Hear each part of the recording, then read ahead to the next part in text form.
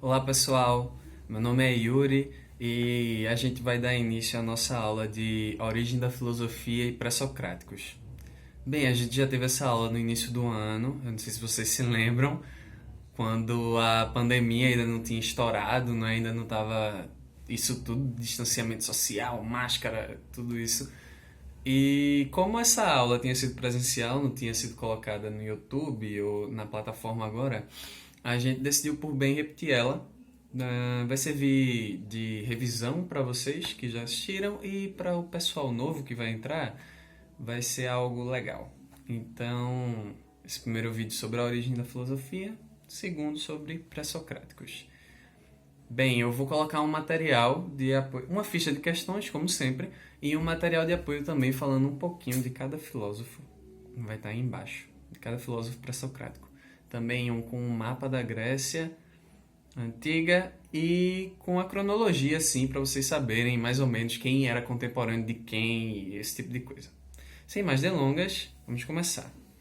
Por que a filosofia surgiu na Grécia, no século V a.C.?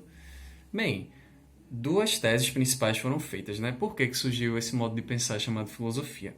Uns disseram que era por conta da influência, da influência dos povos orientais, o orientalismo. Outros disseram que era porque os gregos eram extraordinários, que era o gênio helênico, que era o gênio fodástico. E bem, ficou uma disputa, né? O pessoal trazendo referências, trazendo novos dados de cada uma dessas duas coisas, mas é um fato que atualmente se acredita que foi um pouquinho de cada. Um pouquinho de cada. Porque nem o pessoal é ingênuo demais para acreditar que os gregos eram os fodões e não receberam influência externa de nenhum povo dali do Mediterrâneo, e nem o pessoal é ingênuo para acreditar que eles foram somente copiadores do que os orientais criaram. Não foi bem isso. Mas bem, é um fato que houve um intercâmbio cultural, e esse é um primeiro aspecto muito importante, o intercâmbio cultural e as navegações que possibilitaram com que os gregos, o povo grego, tivesse contato com a mitologia dos babilônicos, a mitologia dos egípcios, por meio do comércio também, ter contato com diversos povos. Tem até uma frase de Homero, se eu não me engano, falando dos barcos gregos que iam para o Nilo e para o Egito. Algo assim. É um fator muito importante. Na Constituição da Grécia, houveram os diversos povos, não é? Os dóricos, os eólicos e outros dois que tiveram alguns embates na Grécia continental. E daí houveram algumas diásporas com que o povo grego foi colonizando a parte da Jônia, que é ali na Turquia, na costa da Turquia, no norte da África, na Espanha e na Magna Grécia, que é aquela parte do sul da Itália, do sul da Botinha e a ilhazinha que tem. Isso é importante no intercâmbio cultural. Outro ponto importante foi eles construíram um calendário, né? Um calendário, uma moeda e uma escrita alfabética. E isso possibilitou um aumento da abstração que aquele povo conseguia fazer. Porque você construir um calendário é você começar a abstrair o tempo. Em certa medida você começa a prever o futuro. Você sabe que em determinado mês vai chover mais, que em determinado mês faz mais seca. Esse tipo de coisa. Em relação à moeda, você começa a abstrair o valor que as coisas têm. E isso é algo muito interessante, o valor. O valor que um boi tem é 5 moedas de ouro, que é o mesmo valor que 500 quilos de trigo.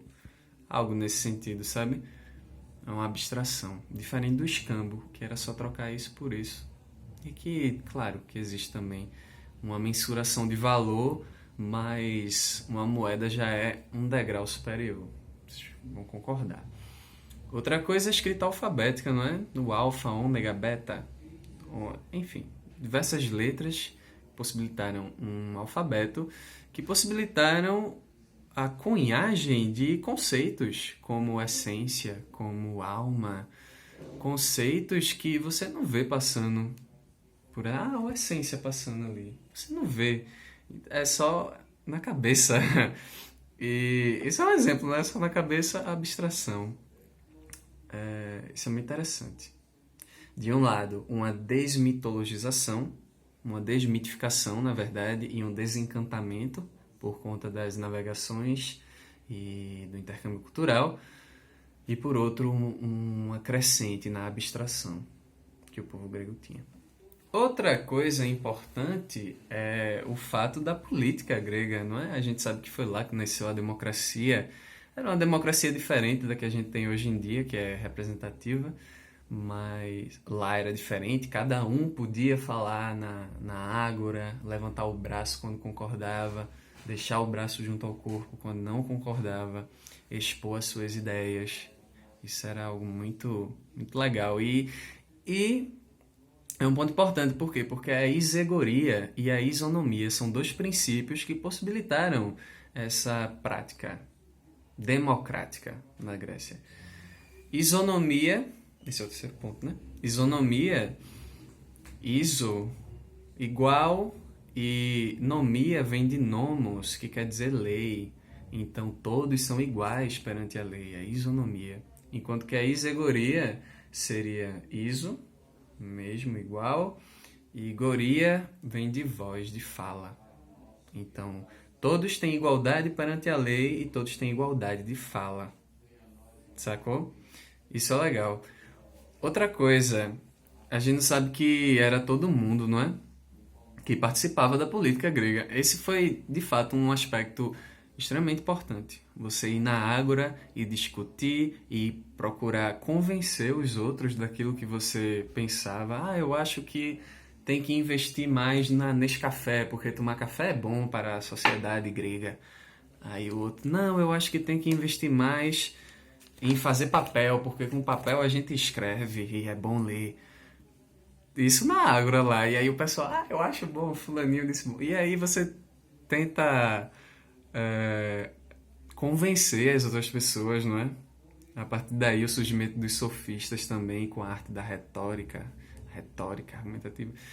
Isso tudo vem num bolão e fomenta bastante o surgimento da filosofia na Grécia.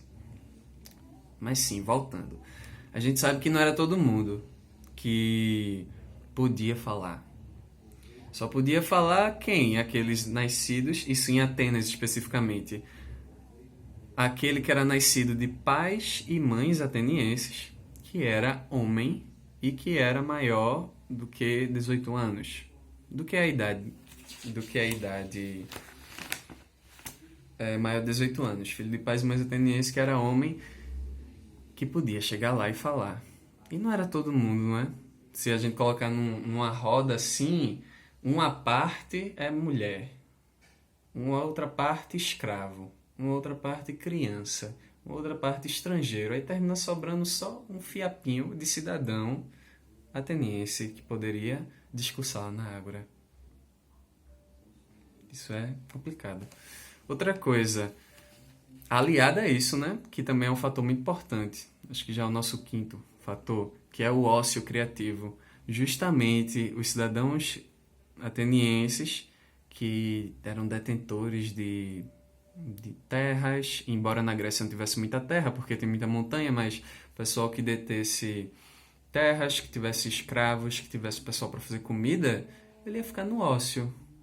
No ócio, sem fazer nada. Se você não entende essa palavra, o ócio é como se eu estivesse aqui parado, aí passasse ali um familiar e sai desse ócio, menino, vai fazer alguma coisa da vida. É justamente esse o ponto. Só que para eles era criativo.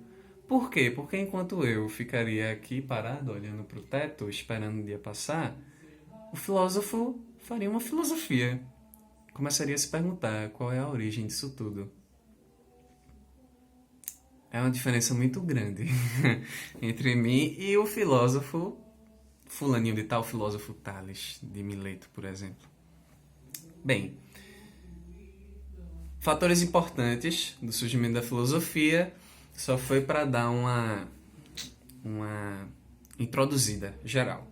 E aí, a partir disso, a gente vai ter o surgimento da filosofia com Tales de Mileto, um filósofo da Jônia. E é isso, pessoal. Até a próxima aula.